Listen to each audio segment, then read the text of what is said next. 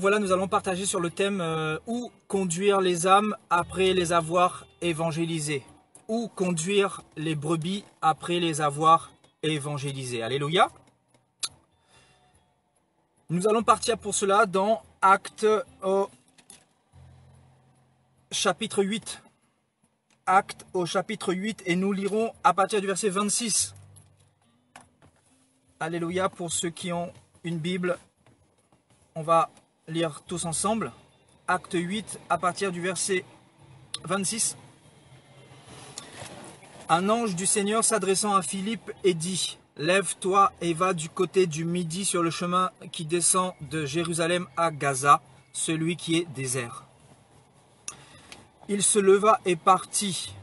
Et voici un Éthiopien, un eunuque, ministre de Candace, reine d'Éthiopie, et surintendant de tous ses trésors, venu à Jérusalem pour adorer. S'en retournait assis dans son char et lisait le prophète Ésaïe.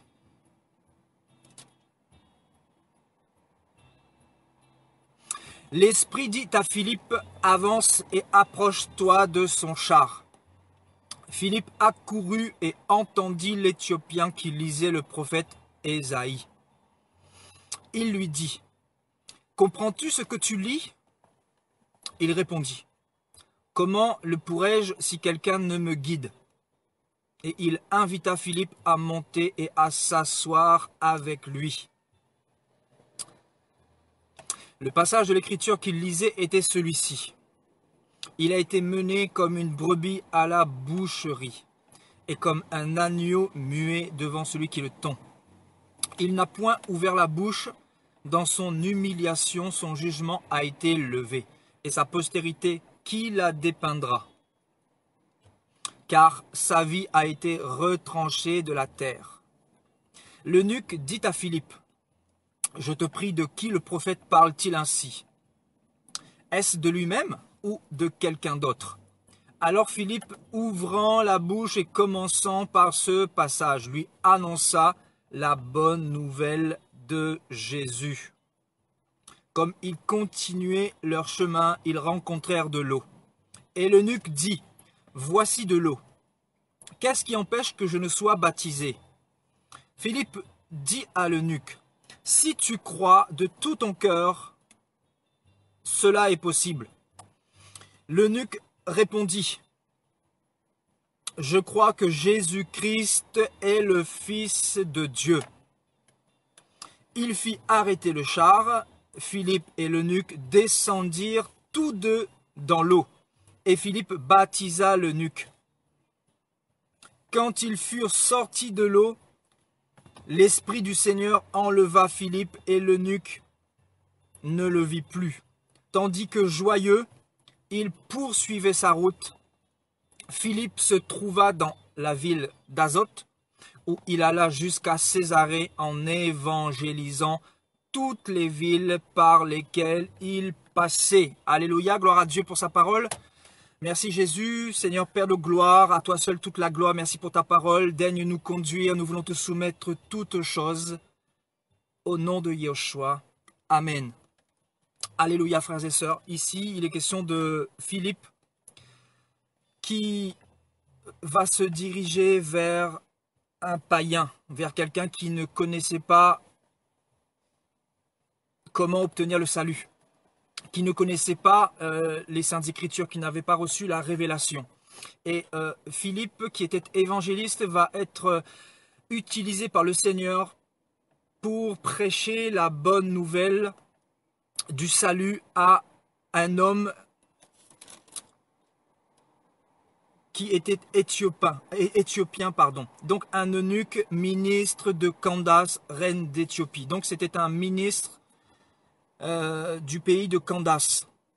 Et cet eunuque était un Éthiopien, bien sûr. Alléluia. Donc il va recevoir la révélation concernant comment obtenir le salut.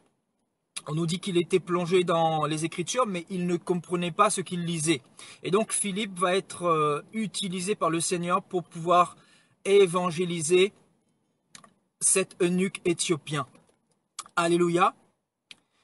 Et donc il est important de comprendre comment le Seigneur procède pour pouvoir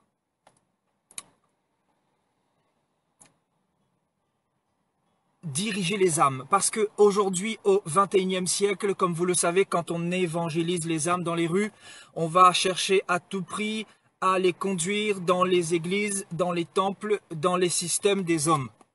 Et ici, dans Acte 8, ce n'est pas ce que Philippe va faire. Philippe va faire au contraire quelque chose qu'on ne retrouve plus au XXIe siècle. On nous dit, Philippe va lui annoncer la bonne nouvelle. Effectivement, c'est ce que beaucoup font. Plusieurs chrétiens vont annoncer la bonne nouvelle dans les rues, mais ils vous diront également, mais comment va-t-on accompagner les âmes? Seigneur, où va-t-on emmener ces âmes-là? Qui va être le berger de ces brebis-là? Vous voyez, donc on se pose ces questions, et aujourd'hui, ce n'est plus le Seigneur en fait qui dirige son troupeau, ce n'est plus le Seigneur qui dirige son église. Et on est arrivé dans un système où ce sont les hommes qui conduisent les hommes. Alors que le Seigneur ne nous a pas appelés à conduire les hommes, le Seigneur nous a appelés à leur donner une direction. Ici, Philippe va être utilisé, donc Philippe qui était évangéliste, qui était un instrument entre les mains de Dieu, va être utilisé pour donner une direction à cet Éthiopien. Et Philippe va lui donner une direction dans la parole. Alléluia, on nous dit, Philippe ouvrant la bouche, et il va commencer par lui annoncer la bonne nouvelle. Alléluia, c'est-à-dire il va lui ouvrir l'esprit pour qu'il puisse comprendre la parole. Alléluia. Et juste par la suite, on nous dit que Philippe va baptiser l'eunuque parce que l'eunuque, bien évidemment, avait envie de se faire baptiser. Donc Philippe va baptiser l'eunuque éthiopien juste après lui avoir prêché la bonne nouvelle du royaume des cieux. Alléluia. Gloire à Dieu. Donc Philippe n'a pas dit à l'eunuque, il te faut aller dans une église locale, il te faut fréquenter un bâtiment d'église, il te faut fréquenter une cathédrale, il te faut fréquenter une dénomination chrétienne. C'est pas ce que Philippe a dit. Philippe a parlé à l'eunuque éthiopien de la parole. Donc en fait, toute évangélisation doit nous permettre de conduire les âmes dans la parole. C'est-à-dire tout ministre digne de ce nom, tout disciple digne de ce nom, tout chrétien digne de ce nom, quand ils vont évangéliser, doivent montrer la direction de la parole et non pas la direction d'une église quelconque ou d'une église locale ou d'un système religieux. Il est très important de le comprendre parce que sinon nous pouvons passer à côté de l'évangile, parce que le Seigneur, c'est pas ce qu'il nous a demandé. Il nous a pas demandé de diriger les brebis dans des systèmes d'hommes, dans des traditions, dans des cultures, dans des lieux physiques. C'est pas ce que le Seigneur nous a demandé. Donc, on comprend mieux que pourquoi le Seigneur va nous parler beaucoup de la foi. Parce que la foi, en fait, concerne des hommes et des femmes qui marchent non pas par la vue, mais par la foi, par le cœur, par l'esprit. Alléluia, c'est-à-dire suivre un Dieu invisible, un Dieu qu'on ne voit pas, un Dieu qu'on ne peut pas toucher, un Dieu qu'on ne peut pas localiser. Alléluia, donc on comprend mieux également quand le Seigneur a dit le vent souffle où il veut et on ne sait pas d'où vient ce vent et où va ce vent. Donc le vent c'est quoi? Le vent représente aussi les enfants de Dieu qui ont reçu le Saint-Esprit et qui ne sont pas contrôlables. On ne peut pas les contrôler, on ne peut pas les mettre quelque part. On ne peut pas leur dire ce qu'ils doivent faire parce que c'est Dieu qui les dirige. C'est Dieu qui dirige le troupeau. David va dire « L'Éternel est mon berger et je ne manquerai de rien ». Donc il y a un seul berger et il y a un seul troupeau. Donc nous ne sommes pas les bergers des âmes du Seigneur. Nous ne sommes pas les bergers du troupeau du Seigneur. Nous ne sommes pas les bergers de toutes les âmes que nous pouvons évangéliser. Nous ne devons pas évangéliser pour les conduire à nous. Nous ne devons pas les évangéliser pour les conduire dans des églises locales ou vers des pasteurs, vers des bishops, vers des prophètes, vers des docteurs, vers des évangélistes. Nous ne devons pas les conduire dans des systèmes d'hommes, mais au contraire, nous devons les diriger dans la parole, comme a pu faire l'évangéliste Philippe. Alléluia. Philippe va commencer par lui annoncer la bonne nouvelle. Alléluia. Et ensuite, on nous dit, ils rencontrèrent de l'eau tous les deux, donc Philippe et l'eunuque, et l'eunuque va avoir le désir de se faire baptiser. Donc, Philippe va baptiser Philippe. Alléluia. Philippe va baptiser l'eunuque. Alléluia. Et le verset 39, hein, qui est très important ici, quand ils furent sortis de l'eau, l'Esprit du Seigneur enleva Philippe. Alléluia. Donc, Philippe va être enlevé devant la face de l'eunuque éthiopien.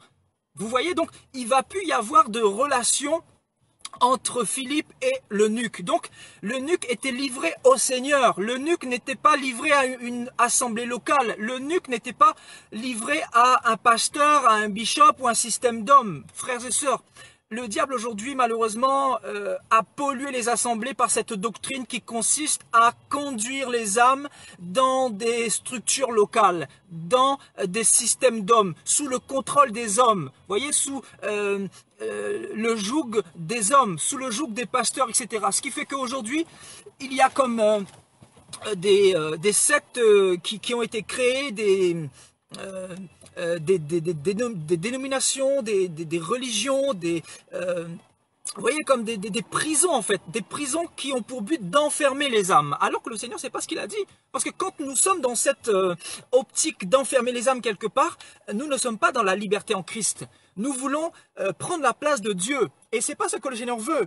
Je veux donner un message d'encouragement à tous ceux qui prêchent la parole de la part du Seigneur. Quand vous allez quelque part, dites-vous que vous êtes des instruments et que ce n'est pas vous le berger et que nous devons diriger les brebis et les âmes vers le bon berger. Le bon berger, c'est Jésus-Christ et le Seigneur, il sait ce qu'il fait. Le Seigneur a dit, mes brebis connaissent ma voix et elles me suivent. Donc, si les brebis du Seigneur connaissent sa voix et le suivent, nous n'avons pas besoin de passer entre les âmes et le Seigneur. Nous n'avons pas besoin d'être dans la vie de la personne en permanence. Nous ne devons pas être dans la posture de quelqu'un qui va chercher à accompagner la personne à long terme. Oui, nous pouvons effectivement garder des liens avec des personnes pour leur donner des conseils, mais ne soyons pas dans cet esprit sectaire, dans cet esprit de papa spirituel. Vous voyez aujourd'hui cette confusion que nous retrouvons dans les assemblées aujourd'hui. Vous voyez le phénomène des pères spirituels et des âmes qui ne grandissent jamais, qui sont bébénisées à vie. Vous voyez? Donc ça vient d'où ça? Ça vient du fait que on a voulu encadrer les âmes. On a voulu mettre la main sur les âmes. On a voulu diriger les âmes dans les systèmes, dans les bâtiments, dans les systèmes locaux. Alors que c'est pas ce que le Seigneur a demandé. Le Seigneur nous a demandé d'aller faire de toutes les nations des disciples. Donc de leur enseigner ce que Jésus nous a inculqué, mais non pas de les contrôler, non pas de chercher à mettre la main sur eux, à faire les choses par la force, à faire les choses par la vue, mais au contraire de faire confiance au Seigneur et dans l'œuvre qu'il a commencée en cette personne. Parce que nous sommes des instruments et nous sommes des instruments qui véhiculons des semences. Vous voyez, nous semons dans les cœurs des gens et nous ne sommes pas amenés à encadrer les âmes, à les enfermer quelque part et à les contrôler de quelconque manière. Alléluia. Donc Philippe, ici on nous dit qu'il va être tout simplement enlevé par le Seigneur. C'est important de comprendre ce verset 39. Vous voyez, quand ils furent sortis de l'eau, l'Esprit du Seigneur enleva Philippe. Et l'eunuque ne le vit plus. On nous dit que l'eunuque éthiopien ne va plus voir Philippe dans son champ de vision. Donc c'est quand même incroyable. Donc je vous pose la question, est-ce qu'il faut se comporter comme Philippe? Est-ce qu'il faut faire plutôt selon la parole du Seigneur ou selon la parole des hommes au XXIe siècle? parce qu'il y a un problème. Aujourd'hui, il y a tellement de sectes qui sont créées, tellement de bâtiments qu'on appelle l'église qui sont créés, et on veut absolument gagner des âmes pour les inscrire au registre de l'église. Et c'est pas ce que le Seigneur a demandé. Le Seigneur nous a pas demandé de mettre un registre dans une assemblée pour comptabiliser les âmes, pour compter les âmes qui sont soi-disant gagnées au royaume des cieux, parce que ce n'est pas vous qui pouvez prétendre à dire que si cette âme est sauvée ou pas. C'est le Seigneur qui le sait. Le Seigneur connaît ses brebis. La Bible n'a pas dit que le bishop connaît ses brebis et elles le suivent. Alléluia, le Seigneur n'a pas dit le pasteur, le prophète des nations, le général de Dieu connaît ses brebis, les brebis du Seigneur, et elles suivent le Seigneur. C'est pas ce que le Seigneur a dit. Nous ne sommes rien du tout devant le Seigneur. Nous sommes simplement des instruments, donc remettons les pendules à l'heure, frères et sœurs. Nous sommes simplement des instruments qui sont utilisés par le Seigneur et nous faisons office de porte-parole ou d'ambassadeur. Nous ne devons pas prendre la place de Dieu. Quand nous arrivons quelque part, nous annonçons la bonne nouvelle, nous disons au peuple de se repentir, nous annonçons la bonne nouvelle qui consiste à mettre sa foi en Jésus-Christ, à se détourner de ses mauvaises voies, à se détourner du péché, de l'impudicité, de l'alcool, de la cigarette, de la drogue, de toutes ces mauvaises voies, du mensonge, de la rébellion, comment dire, de la fraude, etc. Voilà, notre message consiste à véhiculer ce message-là. Voilà, nous sommes comme des instruments qui donnons des semences, voyez, qui déposons des dépôts dans le cœur des gens. Ensuite, c'est le Saint-Esprit qui fait le travail. Alléluia, donc le Seigneur connaît ses brebis.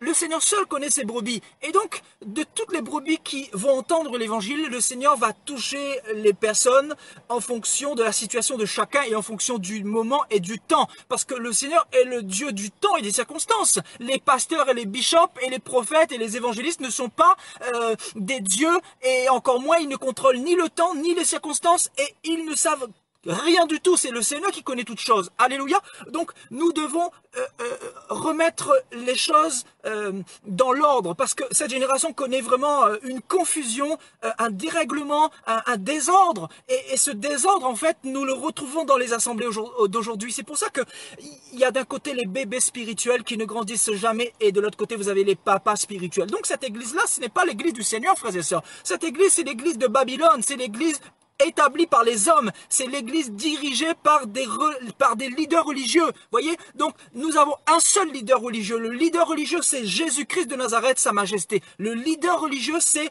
le pasteur des brebis. Et David dira, l'Éternel est mon berger et je ne manquerai de rien. Donc ces âmes-là ne manqueront de rien. Vous les dirigez simplement dans la parole du Seigneur, dans les Saintes Écritures. Vous leur expliquez la parole comme l'évangéliste Philippe va faire à l'eunuque, vous leur expliquez la parole, ensuite c'est le Seigneur qui fait le travail. C'est le Seigneur qui fait le travail dans le cœur de ces personnes-là. Comme Paul a pu dire, j'ai planté, Apollos a arrosé et c'est Dieu qui a fait croître. Donc ce n'est pas celui qui a planté ou celui qui a arrosé qui a quelque chose, mais c'est celui qui a fait croître. Donc à Dieu seul la gloire, à Dieu seul la puissance, à Dieu seul l'élévation, à Dieu seul le contrôle des brebis, à Dieu seul la vie, le chemin, la vérité, à Dieu seul la juste place. Alléluia, c'est lui le bon berger des brebis. Donc nous ne sommes pas des bergers, frères et sœurs. Alléluia, que cela soit bien clair dans notre esprit, frères et sœurs. Parce que le Seigneur va nous demander des comptes. Parce que nous lisons souvent sa parole, mais nous ne comprenons pas la révélation des Écritures. Alléluia. Pourquoi le Seigneur va enlever Philippe devant la face de l'eunuque éthiopien? Pourquoi, je répète, pourquoi l'évangéliste Philippe va être enlevé devant la face de l'eunuque éthiopien? C'est pour que l'eunuque éthiopien qui était païen et qui venait de se convertir ne se focalise pas sur Philippe qui était un homme mortel, qui était un homme pécheresse. En fait, le Seigneur voulait que Philippe l'évangéliste puisse communiquer la parole et que l'eunuque éthiopien qui était païen et qui venait de se convertir puisse marcher par la foi, mais non pas par la vue. Alléluia, parce que la vie chrétienne, c'est une vie de foi. Quand le Seigneur dit, mes brebis entendent ma voix et elles me suivent, le Seigneur veut parler de quel type de brebis? Des brebis qui marchent par la foi, des brebis qui s'appuient sur Jésus-Christ qu'on ne peut pas voir, ce Jésus-Christ qui n'est pas représenté par des statues, ce Jésus-Christ qu'on suit, même si on n'a jamais vu, même si on l'a jamais touché, même si on l'a jamais visualisé. Vous voyez, c'est ça la foi. L'évangile est basé sur la foi. L'évangile n'est pas basé sur du physique, sur du charnel. L'évangile est basé sur de l'invisible. On est comme des vents. Vous savez, on est comme des esprits. La Bible dit que nous avons été régénérés. Nous sommes comme des esprits. Et le Seigneur nous conduit ici et là. Non pas pour mettre un joug sur les brebis, non pas pour les contrôler, non pas pour les asservir, non pas pour les dépouiller, non pas pour les bébéniser à vie. Parce que le Seigneur nous appelle à faire de toutes les nations des disciples, non pas des bébés spirituels. Vous comprenez pourquoi les âmes ne grandissent pas? Parce que nous sommes encore dans cette mentalité à enfermer les âmes dans des prisons, dans des cages, vous voyez, dans des prisons spirituelles. C'est pour ça que le Seigneur a dit, par l'intermédiaire de Paul, vous avez été rachetés à un grand prix, ne devenez pas esclaves des hommes, dans Galates 5 au verset 1. Vous avez été rachetés à un grand prix, ne devenez pas esclaves des hommes. Et c'est ce que le Seigneur voulait également pour l'eunuque éthiopien. Il voulait que l'eunuque marche avec Jésus par la foi et non pas par le guide d'un homme et perpétuellement, de manière perpétuelle. Donc vous voyez, oui, on est amené à guider les âmes, à leur prêcher la parole, à leur prêcher la bonne nouvelle, à leur expliquer les Écritures, mais notre rôle s'arrête ici. Je veux dire, nous ne sommes pas amenés à contrôler les âmes, à les appeler tous les jours pour leur dire, alors, qu'en es-tu où en es-tu au niveau de ta vie chrétienne? Est-ce qu'aujourd'hui tu as péché? Est-ce qu'aujourd'hui tu n'as pas péché? Notre rôle, ce n'est pas cela, frères et sœurs. Notre rôle, c'est d'arroser, si vous voulez. Notre rôle, c'est d'encourager. Notre rôle, c'est d'exhorter. Notre rôle, c'est vraiment de prier les uns pour les autres. Nous sommes un corps, oui, nous sommes là pour nous édifier, pour nous aider les uns les autres, pour nous aimer les uns les autres, mais nous ne sommes pas là pour nous contrôler les uns les autres. Que personne ne vous contrôle, frères et sœurs, parce que l'évangile consiste à marcher avec Jésus-Christ par la foi et non pas par la vue. C'est-à-dire, la vue concerne les temples, les bâtiments, les hommes qui prêchent la parole. Nous ne devons pas nous focaliser sur le prédicateur, mais sur la prédication, frères et sœurs. Alléluia. Parce que ici, ce n'est pas Philippe qui a changé le cœur de l'eunuque. C'est la prédication dans l'évangéliste Philippe qui a changé, qui a touché et qui a donné la révélation à l'eunuque éthiopien. Alléluia, la révélation dans le prédicateur. Vous voyez? Donc la prédication du prédicateur. Aujourd'hui, on a fait tout le contraire. On s'est focalisé. Satan a mis un évangile en place pour nous focaliser sur les hommes de Dieu, sur les pasteurs, sur les bishops, sur les prophètes. Aujourd'hui, on se retrouve dans un monde de confusion. Il y a plusieurs dieux. Plusieurs pasteurs sont divinisés, on se retrouve dans un monde bizarre, on se dit mais où est passé l'évangile du Seigneur? Mais on comprend clairement qu'il y a très peu de vrais chrétiens aujourd'hui qui suivent le Seigneur par l'Esprit. La Bible dit que nous devons être conduits par l'Esprit. C'est quoi être conduit par l'Esprit? Être conduit par l'Esprit, c'est suivre Jésus tout seul. Ce n'est pas suivre un homme, ce n'est pas être influencé par un homme, ce n'est pas un homme qui doit te dire ce que tu dois faire, mais c'est le Saint-Esprit qui doit te dire ce que tu dois faire. Tu dois être attentionner sur ce que le Seigneur te dit, c'est-à-dire tes yeux doivent se focaliser sur les Saintes Écritures pour recevoir les oracles de l'Éternel, pour recevoir la parole du Seigneur, pour recevoir la révélation, donc méditer la parole tous les jours. Donc nous sommes appelés justement à la méditer cette parole tous les jours. Et surtout pas nous focaliser sur des hommes. Alléluia, parce qu'aujourd'hui au XXIe siècle, c'est ce que beaucoup ont fait malheureusement. Ils se sont dirigés dans des assemblées, voilà, les chrétiens se sont religiosisés, vous voyez ce que je veux dire? Les chrétiens sont devenus sont inspirés par cette religiosité qui ne permet pas de porter du fruit. Vous voyez, donc les âmes ne portent pas du fruit parce que dans la religion, il n'y a pas de fruit. Le figuier est stérile. Le figuier a été maudit par le Seigneur. La religion, vous voyez? Donc, comprenons cet enseignement-là. On nous dit que le Saint-Esprit a enlevé Philippe. Pourquoi? Parce que le Saint-Esprit n'aimait pas l'eunuque éthiopien? Parce que le Saint-Esprit voulait livrer l'eunuque dans le néant? Mais pas du tout. L'eunuque éthiopien n'aurait pas été dans le néant parce que Dieu est esprit. Donc, le Saint-Esprit habitait dans l'eunuque éthiopien. Donc, nous ne sommes pas le Saint-Esprit. Nous sommes des vases qui contenons des dépôts.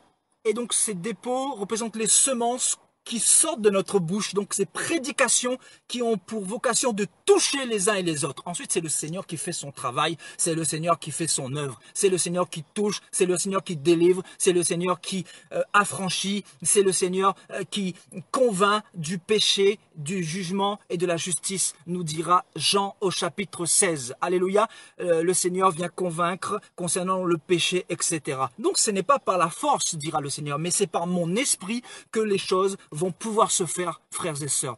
Alléluia.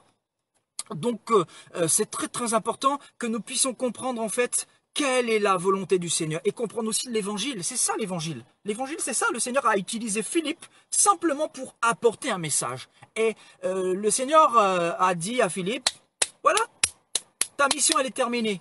Maintenant, passe à autre chose. Donc on nous dit qu'il a évangélisé toutes les villes par lesquelles il est passé. Donc Philippe se trouva dans Azote, vous voyez. Donc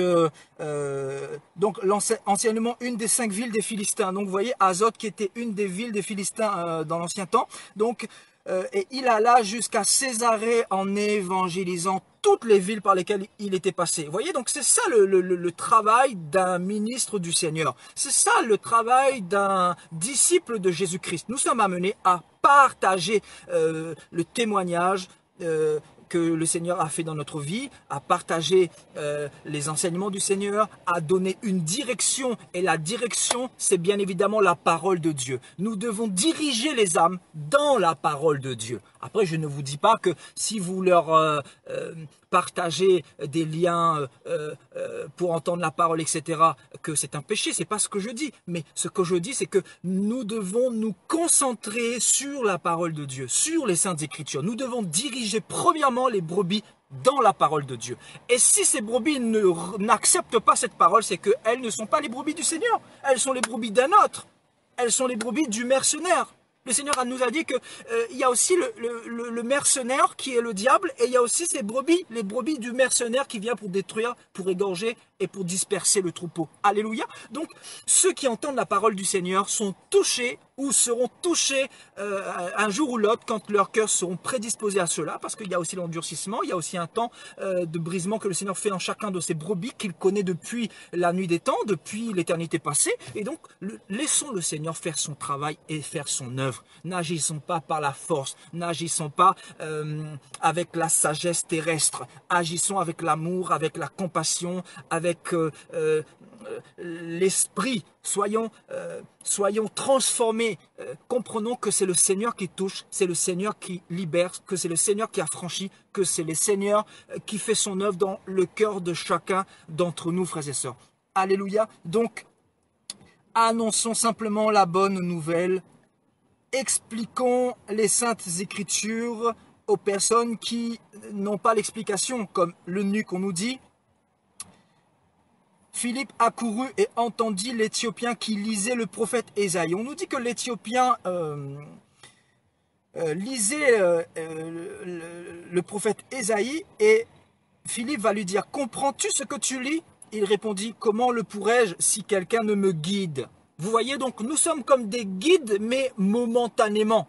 Ce n'est pas de manière perpétuelle, ce n'est pas de manière permanente. Nous ne devons pas suivre les âmes jusqu'à leur mort. Frères et sœurs, ce n'est pas ce que le Seigneur nous demande. Vous voyez, nous sommes comme des guides pour leur diriger dans la révélation, pour leur annoncer la révélation, pour leur expliquer les Écritures. Et c'est ce que Philippe a fait ici. Et l'eunuque éthiopien répondit « Comment le pourrais-je si quelqu'un ne me guide ?» Et il invita Philippe à monter et à s'asseoir avec lui. Donc le passage de l'écriture qu'il lisait était celui-ci. Il a été emmené comme une brebis à la boucherie et comme un agneau muet devant celui qui le tond. Il n'a point ouvert la bouche. Dans son humiliation, son jugement a été levé et sa postérité qui la dépeindra, car sa vie a été retranchée de la terre. Donc selon Ésaïe 53, verset 7, verset 8 là-bas. Alléluia. Donc ici, Philippe va expliquer ce passage de l'Écriture à l'eunuque éthiopien qui lisait ce passage, mais de manière religieuse. Et il avait un voile sur ses yeux. Donc, notre but, c'est vraiment de guider le peuple dans la révélation. Mais non pas guider le peuple dans une assemblée locale, ou dans une église, ou vers un pasteur, ou vers un bishop. Alléluia, c'est très très important de le comprendre. C'est-à-dire, marchons par la foi.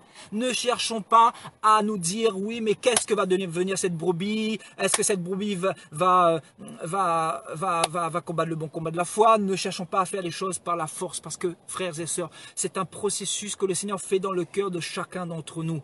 Et donc, ce n'est pas par la force, encore une fois, mais c'est par le Saint-Esprit que nous pouvons faire ces choses-là.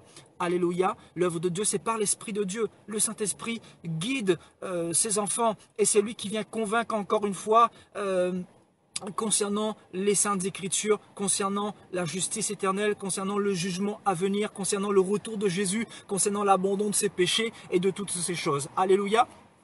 Donc, je veux vraiment encourager tous mes frères et sœurs qui prêchent la parole dans les rues, qui prêchent la parole sur Internet, qui prêchent la parole dans des groupes chrétiens, peu importe. Nous sommes tous amenés à influencer le monde d'une manière ou d'une autre. Nous sommes des disciples, nous sommes amenés à aller porter cette bonne nouvelle-là et aussi à expliquer cette bonne nouvelle-là, à expliquer les Saintes Écritures. Et notre rôle s'arrête là. Donc, je vais encourager un frère et une sœur de ne pas chercher à contrôler les âmes, à marcher par la foi. Faites ce que Dieu vous a demandé de faire.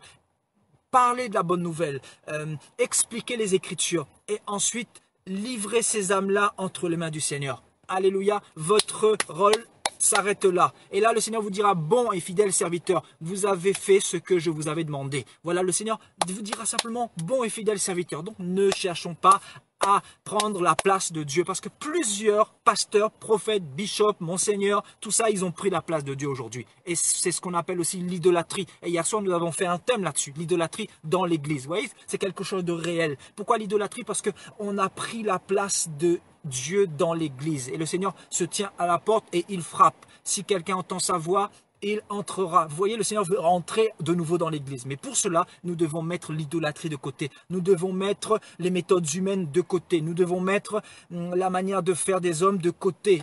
Nous devons plutôt privilégier le fonctionnement selon le Seigneur. Comment le Seigneur a-t-il procédé avec Philippe l'évangéliste dans ce que nous venons de lire? Alléluia, le Seigneur a enlevé Philippe afin que Philippe puisse être utilisé pour aller sauver d'autres âmes.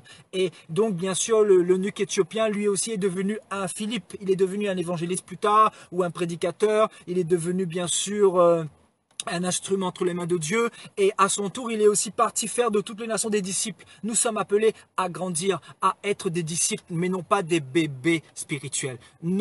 Arrêtons de nous laisser bébéniser éternellement. Alléluia. Donc, soyons comme Philippe. Soyons comme Philippe. Comprenons la mentalité de l'Esprit de Dieu. Comprenons comment le Seigneur veut procéder dans l'église. Alléluia, l'église est conduite encore une fois par le bon berger. L'Éternel est mon berger et je ne manquerai de rien, dira le roi David ou le prophète David. Vous voyez donc, l'Éternel est le berger de l'église. L'Éternel est le berger du petit troupeau. L'Éternel est celui qui dirige le petit troupeau. Alléluia, donc cherchons à plutôt conduire les âmes dans la parole de Dieu comme Philippe, dans la révélation. Cherchons plutôt à ôter le voile, parce que quand nous donnons la révélation, nous ôtons le voile sur les yeux des religieux, sur les yeux des païens, sur les yeux des inconvertis, sur les yeux de ceux qui ne connaissent pas Jésus, et qui pensent que Jésus est une fable ou bien sûr un homme qui a existé parmi tant d'autres. Alléluia, donnons-leur la révélation et laissons le Seigneur s'en occuper. Alléluia, parce que le Seigneur, il est fidèle. Et le Seigneur, ce qu'il a commencé, comme dit l'apôtre Paul, le Seigneur, Paul parlera et dira, ce que le Seigneur a commencé en vous, il l'achèvera. Donc, pourquoi il dira cela? Parce que le Seigneur, il termine toujours ce qu'il a commencé en ses brebis. Je dis bien en ses brebis. Non pas en tous ceux qui entendent l'évangile, parce que plusieurs n'accepteront pas à ce que le Seigneur termine ce que Jésus a commencé en eux, ou en elles, ces brebis-là. Vous comprenez? Plusieurs n'accepteront pas. Mais les brebis du Seigneur vont accepter que le Seigneur termine ce travail qu'il a commencé en elle, donc ces brebis-là. Alléluia.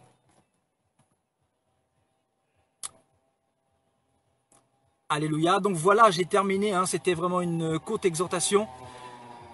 C'était une courte exhortation pour vous encourager à demeurer dans l'évangile du Seigneur. Alléluia, le Seigneur revient bientôt et c'est lui qui touche ces brebis, c'est lui qui touche les cœurs, c'est lui qui délivre, c'est lui qui libère, c'est lui qui affranchit, c'est lui qui fait son œuvre dans les cœurs de chacun. Ce n'est pas nous les hommes. Nous sommes simplement des instruments. Nous sommes simplement les ambassadeurs de Christ sur la terre. Alléluia. Donc voilà pour cette petite exhortation. Et donc voilà, soyez comme Philippe. Soyez comme Philippe. Conduisons les brebis dans la parole et ne nous occupons pas de savoir si les brebis ont tenu bon ou pas. Bien sûr, nous pouvons demander des nouvelles, c'est pas un problème. Nous pouvons téléphoner aux nouveaux convertis pour les encourager, mais ne cherchons pas à faire les choses de nos propres forces, parce que ce n'est pas vous qui connaissez les brebis du Seigneur. Le Seigneur connaît ses brebis. Il a dit encore une fois pour terminer, mes brebis entendent ma voix et elles me suivent. Ces brebis entendent sa voix. Donc, vous n'êtes pas les bergers de ces brebis-là. Dites-vous bien que Jésus-Christ est le seul berger qui dirige le troupeau. Alléluia, c'est ça l'évangile. Et malheureusement, au XXIe siècle, on ne parle pas de ces choses-là. Pourquoi? Parce que c'est la confusion partout. C'est Babylone qui règne. C'est l'église de Babylone. C'est l'église émergente qui est la plus répandue. Et ça pullule de fausses doctrines, de faux enseignements. Il y a la chair dans les églises. Il n'y a plus la conduite par l'esprit. Et c'est pour ça que les chrétiens aujourd'hui sont dans un état d'ivrognerie spirituelle. Il n'y a plus de repères parce qu'il n'y a plus les enseignements, il n'y a plus la saine doctrine et il n'y a plus la présence du Seigneur au centre de toute chose. Il n'y a plus l'humilité, mais au contraire, il y a l'idolâtrie qui est rentrée dans les assemblées. Et le Seigneur, quand il y a l'idolâtrie, comme nous l'avons vu dans l'enseignement d'hier soir, le Seigneur se retire. Alléluia, comme dans Ézéchiel 8, frères et sœurs. Alléluia. Donc voilà, que le Seigneur vous bénisse. J'espère que le Seigneur vous a éclairé par cette petite exhortation qui a pour but de nous encourager à continuer à faire l'œuvre, à semer et à ne pas chercher à suivre les âmes. Alléluia, comme Philippe. Parce que c'est le Seigneur qui veut vous enlever pour vous emmener plus loin, pour vous emmener à porter encore plus de fruits. Alléluia. Gloire à Dieu.